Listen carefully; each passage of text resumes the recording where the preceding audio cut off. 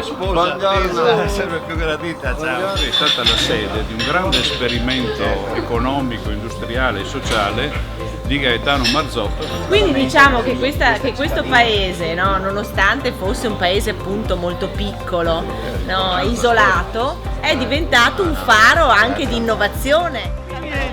Bella rivista su questa associazione Don Marcello Labo, Sì. che si occupa di trasporti per gli anziani. Poi ovviamente anche per i servizi alla società, quindi il comune collabora tanto con questa associazione. Vuole sentire voi e conoscere voi. Il mondo dell'associazionismo in Veneto è un mondo straordinario, lasciato però solo, abbandonato.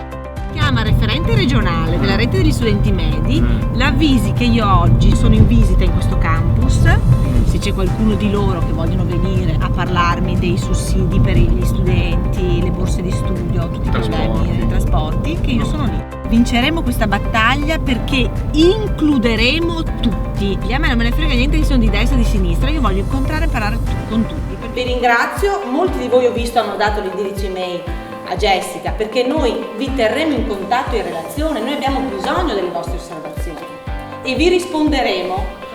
Volentieri, voi sapete, questo è il quinto giorno. Quando rispondo di lavoro rispondo sia al dottor Martina, rispondo ad Angelo, rispondo a tanti di voi. Bene? Bene, ciao Alessandra. Ciao, guarda quanto bello!